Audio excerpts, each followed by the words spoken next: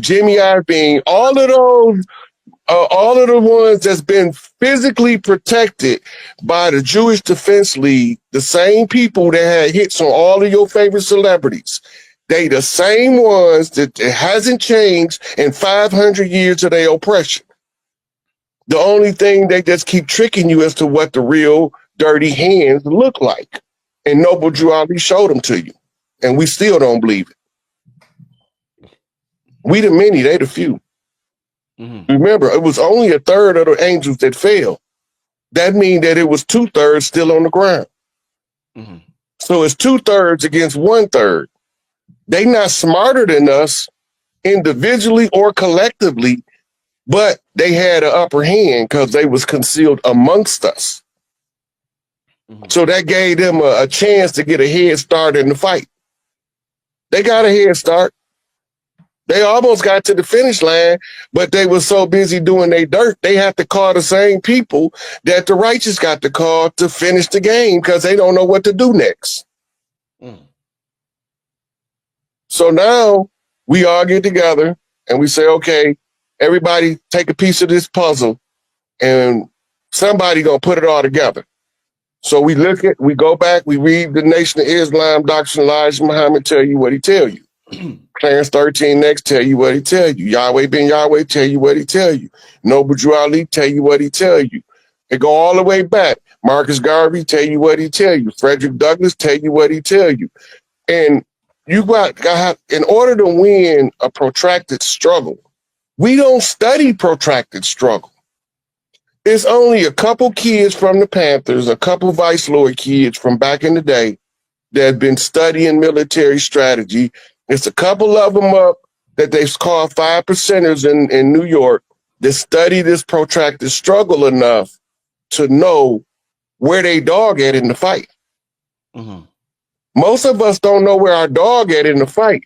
So we think we kicking somebody else's dog. We kicking our own dog. And now we made our own dogs turn against us. Mm. Right? Dr. Clark told you just because a statement is not true don't mean it's not used to carry a piece of the truth in it. Mm.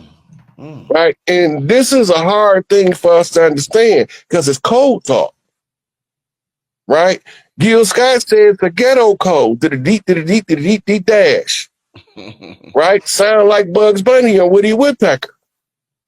It's all in there. They telling us the code, how to read it. But we so busy trying to go along to get along that we just angry sheep. I call them angry sheep. Because they'll F you up about their master, but they're not going to do nothing for liberation. Just to keep the system and the status quo intact, your closest road dog going to cross you out because he getting a little bit of a bag. But he don't know they coming for his ass if he get too much of a bag. You got a limit before they come for you. If you go back to the Fab Five Freddy Tupac interview, you see over the next 5 years, y'all gonna see the evolution in y'all face. Through all my struggles, this before the rape case, this is Brenda Got a Baby first album talk. He just now come out for the first time with telling you about Thug Life. He got a Thug Life hat on and he got on some overalls that say Thug Life. And he's explaining Thug Life to Fab Five Freddy. And he told him over the next 5 years, y'all gonna see my misery, my pain, my prophecy, the realization of my prophecy. It's all gonna be there. And then they cut half of the video out now. When you go to try to look it up, a sizable portion of it been clipped. But get Fab Five Freddy on here and ask him about that interview. Everything Tupac said was done with a meticulous purpose from a military strategic mind. He just used entertainment to do it, right? Because it's just like E40. The OG's been telling me for years, man, E40 connecting the Chiefs behind the scene, that music just to cover. Coming to find out, he been doing it the whole time. Now he done got his status up so much that the people that's behind the scenes scared to do anything to him because they don't know if it'll be the spark that ignite the mass tribal rebellion of all of the tribes. Right? So they try to catch you before your people know who you are. This is why they got to get Nipsey Hussle out when he start getting big. This is why they got to get rid of Pop Smoke early as possible. And they not going to send no foreigners. They not going to send nobody that don't look like you. They going to send somebody that looks just like you. They going to send somebody look just like you. Might even be from your same set, but he don't know he doing their work. He think he doing the work for his set. Why would they want Pop Smoke out of here? Pop Smoke was like, that's like drill rap. So why would they want him out of here? Drill rap is a war call. We can say what we want about drill rap. Drill rap is the battle call for the youth to stand up and get ready to fight. They hate drill rap more than we do. We don't, as our elders, we forget that when we was in our piss and vinegar stage, we was ready for that war. We was about that drama. Only problem was we didn't know who the enemy was. Mm-hmm. We didn't know they looked like us. They walk like us. They stand next to us. The only difference is instead of talking about how to solve the problem, they pour gasoline on the fire. Right? When we supposed to run that fade, we can't take the L with this dude standing next to us because now he gonna make sure he feed that fire until it become murderous vengeance. Right. When you run the fade, okay, you lost, go in the gym, get your training game up, get your skills a little sharper, and go back and try to run the fade again, but nobody died in it. This is the same thing, talking about Shaka. Remember when Shaka first came and they was having what they call simulated combat, and he told his soldiers to handle them because the enemy that's coming don't play by our rules. We have to learn their rules, and their rules keep changing because they like to try to cheat the game. Right? So a lot of the elders got mad at Shaka, but the youth understood it. This is why it's critical and pivotal to get rid of the ones that speak like Malcolm spoke before the youth internalize that fire that he got. Yeah. Right? I made my business once I started becoming conscious to listen to Malcolm X as often as possible. Listen to Elijah Muhammad, listen to even Farrakhan. We don't even know how cold the strategic mind of Farrakhan is, but we about to find out. They so sleep on Farrakhan that they don't know what they done tried to kill him multiple times. It ain't like they ain't been trying to kill him. They didn't poison him. They didn't send snipers that the FOI done got him out of there before the sniper can get him. They didn't send everything at Farrakhan. But his strategic acumen, they did not expect that from a holy man, from a high priest, because his position on the land is high priest. They never expected him to have military insight, and he's commanding the FOI. If you look up the most trained security forces in the world, it's going to literally tell you Secret Service, FOI, KGB in that order. FOI. That means his security force is so well trained that they rival the greatest security forces of the Russians, the Israelis, the English, the Pope himself. Security, he had to put him in a Pope mobile. Let that sink in. He supposed to be the closest living man to God. And the dude walked up and plugged his ass. You're not finna get the Farrakhan like that. The only way you're gonna get him is an inside man. And as long as Mustafa's standing there, he gonna cower. They not gonna stand up to Mustafa while he's standing there observing over the security because they can't look into that type of fire and not flinch. Right? It's the same as a gunfighter. He sleep, he wake up looking down the barrel of a double barrel. He can't stay straight face. He gonna flinch. He wasn't expecting to wake up and see that double barrel shotgun. But we don't know none of this because we going about trying to just make a good life for our families as fathers, as mothers, right? And we allowing the system to run psychological ops on our children because we don't believe they doing it is the only reason it's working. The only reason they got this far is because they got in good enough with us for us to believe that we patriots. I'm not a patriot, I'm a matriot. I'm not for the patriarchy, I'm for the matriarchy. But soon as we remember the tribal traditions and the tribal matriarchal order, and the men start being something different in the presence of the women that stand in that matriarchal motherly energy. We're not gonna let you disrespect it. You done been walking down the street in New York and seeing guys pull up on a dude aggressing one of the old ladies. Hey man, you better leave her alone. That's Auntie so-and-so. She live up there. She been over here for 55 years. You're not finna come giving her a hard time. Right? And they don't even really know her like that. That energy of that matriarch make them stand up even if they didn't want to. Because you would hear them a lot of time walk, man, I don't know why I got in them folks' business. I ain't had nothing to do with that. Yes, you did. You seen the big mama getting disrespected and you checked the one disrespecting her. That's the nature of the masculine when he's being himself. This is why they don't want us to be ourselves. And that's one of the main messages Elijah Muhammad said, accept your own and be yourself. The rest will take care of itself. Right. You know what's fucked up though, Rod? I'm gonna tell you, just to bring in a real life scenario, and I know that all of this sounds great, and the women love it. The women love this type of talk, and the brothers feel like men when you talk like this. But the reality of this is, just this particular situation that we're talking about. I was watching, we talking about the Nation of Islam. I was watching an interview with the brother Nuri Muhammad, and Nuri Muhammad, he's a short brother. He's probably about 5'4", 5'5", something like that. And he said he tried to break up a fight one day between a brother who was, manhandling his woman, and he almost lost his life behind it.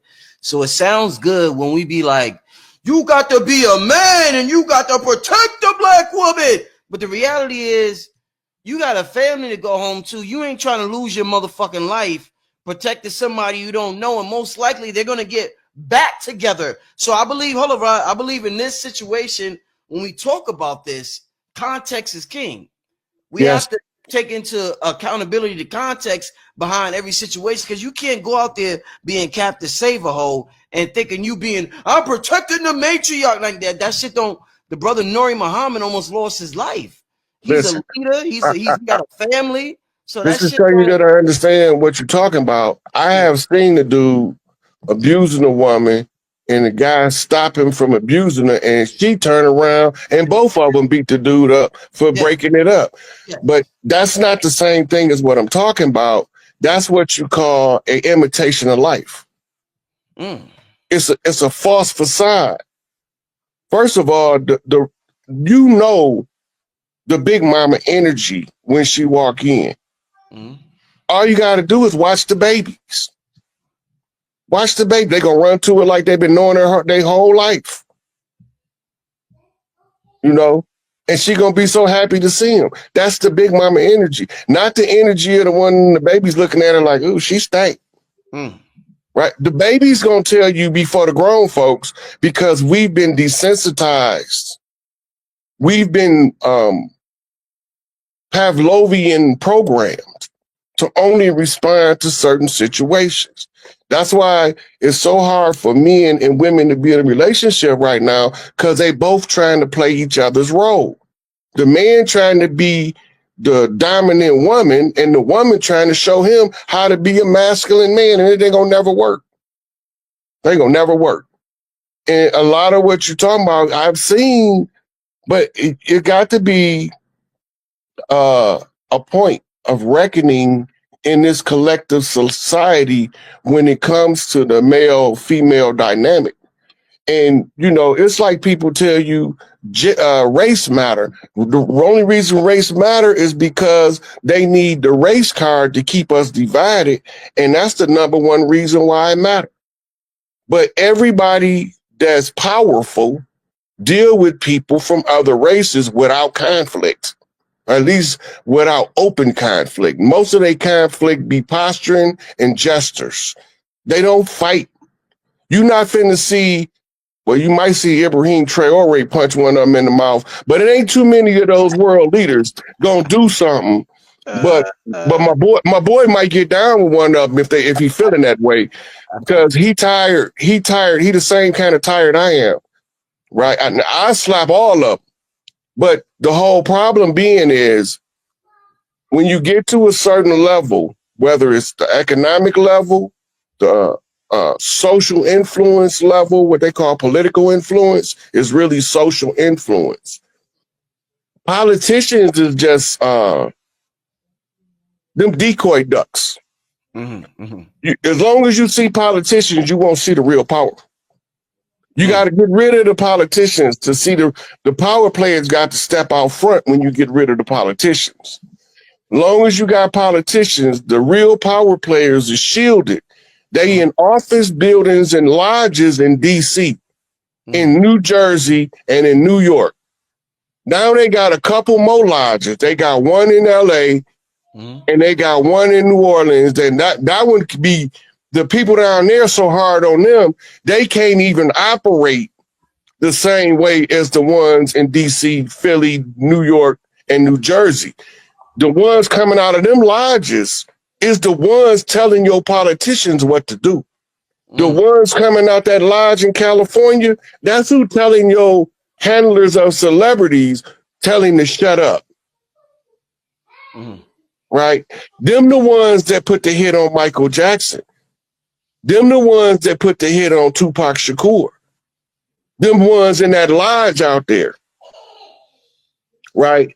If I was to go to one of them and show you where the lodge at, it'd cause so many problems.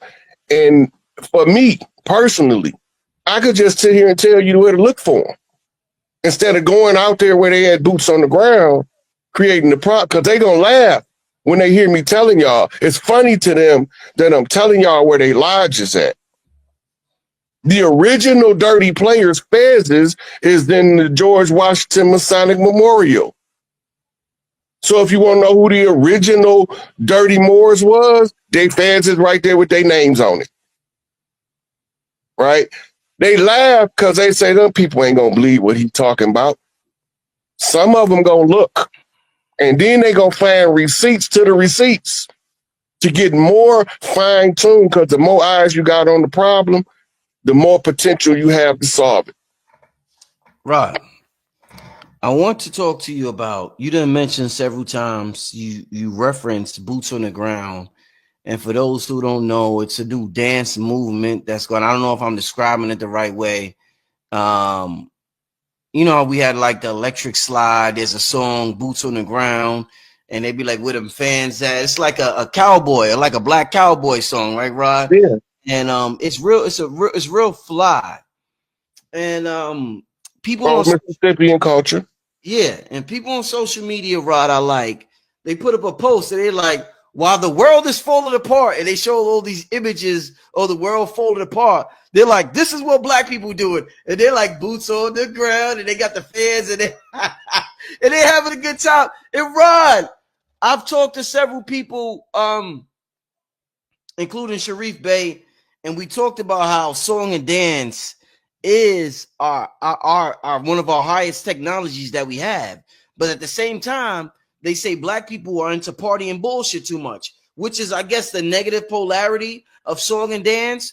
So talk to me about, if we're talking about entering an altered state, what is it about black people? And I heard Bobby Hemmett say this. Shout out to Kenyatta.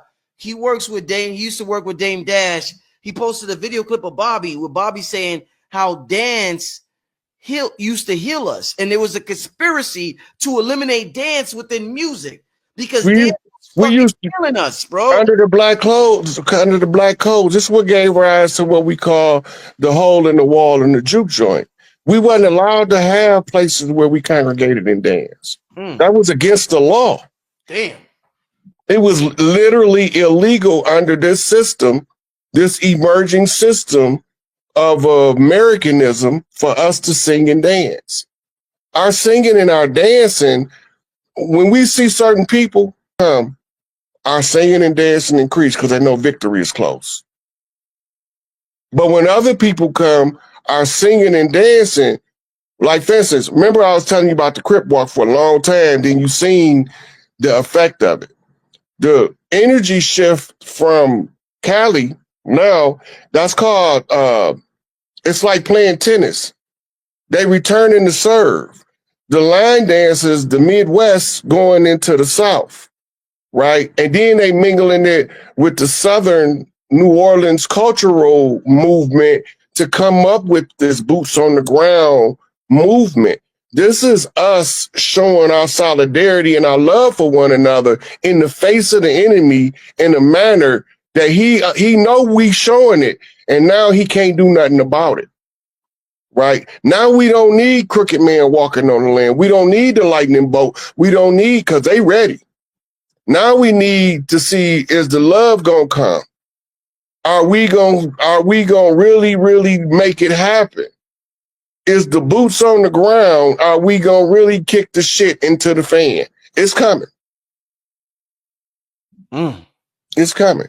Because you got to remember, all of this music in America comes from Mississippian culture. It all traced back to what we call the Delta Blues, to the Mississippi Delta.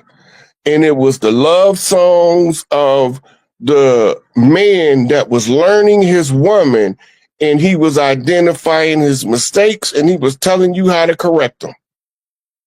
But then they stopped us from listening to the music. They villainized the ragtime because they was trying to force, right, I don't know what it is, but after about a couple weeks, it's going to click to it and it's going to be over with. That's to keep us away from it, especially the ones that they call church mothers.